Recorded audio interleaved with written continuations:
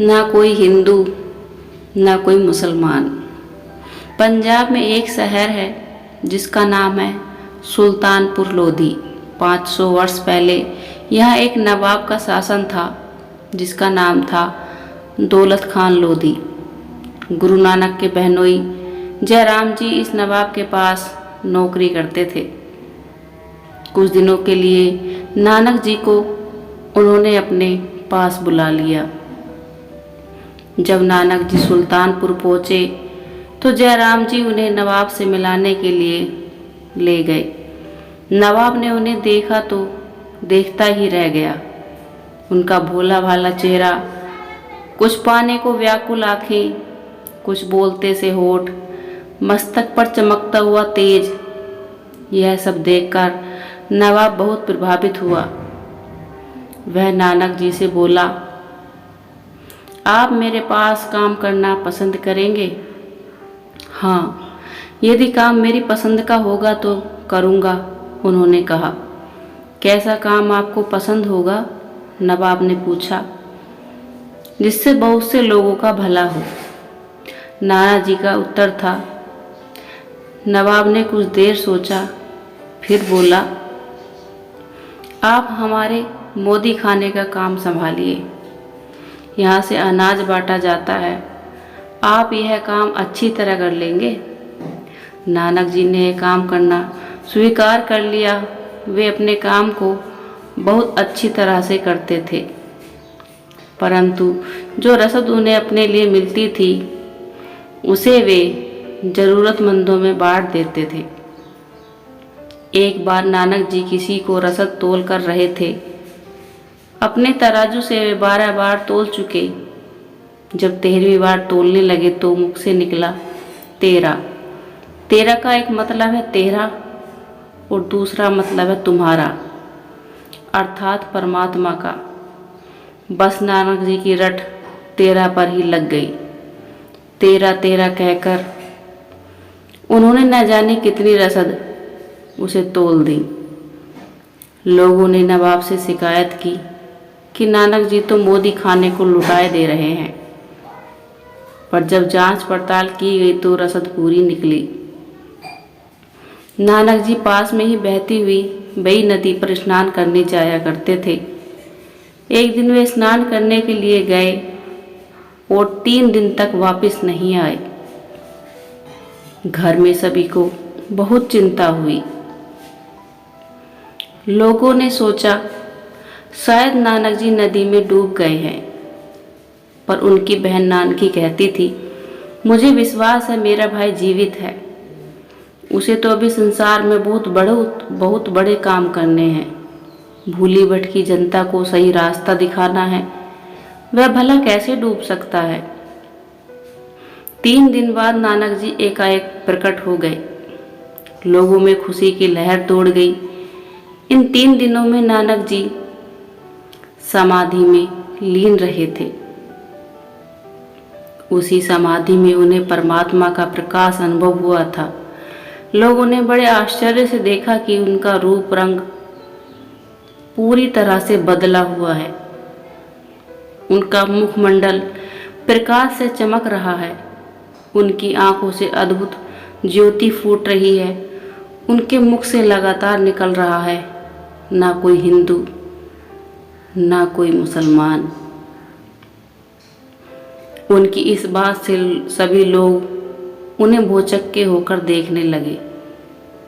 कट्टरपंथी हिंदू और मुसलमान दोनों ही उनकी बात सुनकर नाराज भी होने लगी।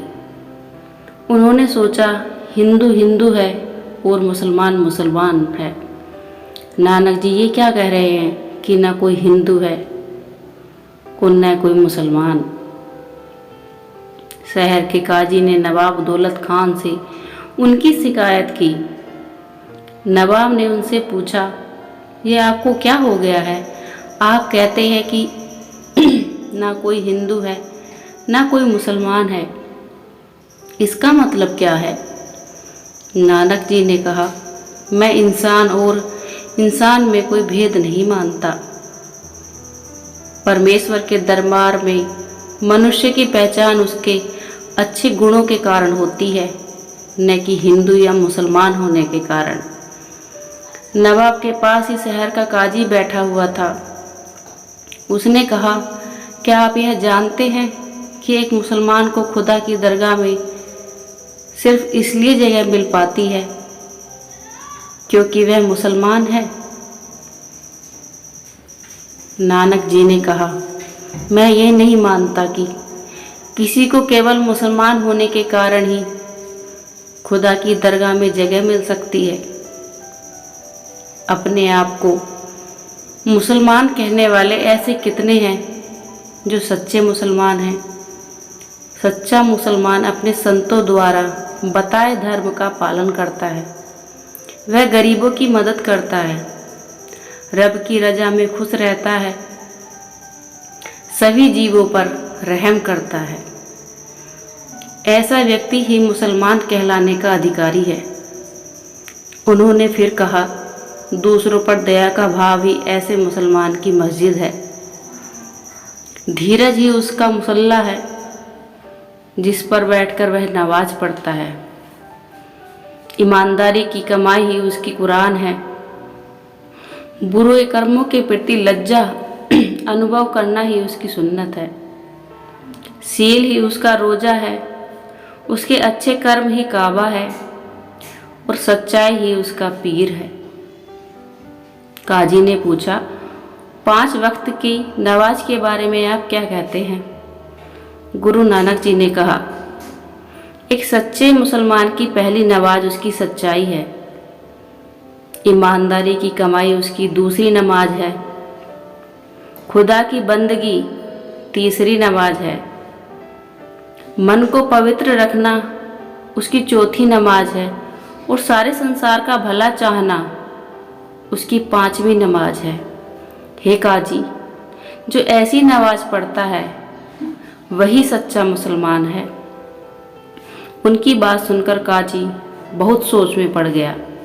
वह रोज नमाज तो पढ़ता था पर उसका मन इधर उधर भटकता रहता था। इतने में शाम की नमाज का वक्त हो गया। गुरु नानक जी सहित सभी लोग मस्जिद में आ गए। काजी खड़ा होकर नमाज पढ़ने लगा। जब नमाज पूरी हो गई तो नवाब ने पूछा, आपने नमाज क्यों नहीं पढ़ी? गुरु नानक जी हंस दिए और बोले, नमाज पढ़वाने वाले काजी का मन तो कहीं और था। काजी ने बड़े आश्चर्य से पूछा, कहाँ था मेरा मन? गुरु नानक जी बोले, काजी की गाय ने अभी बछड़ा दिया है। इनके घर के अहाते में एक कुआं है। बछड़ा खुला हुआ था। काजी जी लगातार सोच रहे थे कि बछड़ा कहीं कुएं में ना गिर जाए। इन्हें तो बछड़े की चिंता सता रही थी। नमाज में इनका मन ही नहीं था। काजी और नवाब बड़े आश्चर्य से उनकी ओर देखने लगे और नवाब साहब, गुरुजी बोले, आपका मन भी नमाज में नहीं था। जब आप नमाज पढ़ रहे थे आपका मन काबुल में घोड़े खरीद रहा था। क्यों, यह ठीक है ना? नवाब ने दोगुने आश्चर्य से उन्हें देखा। काजी और नवाब दोनों ही सोच रहे थे कि उनके मन की बात गुरुजी को कैसे पता लग गई। Thanks for watching. Like, share and subscribe.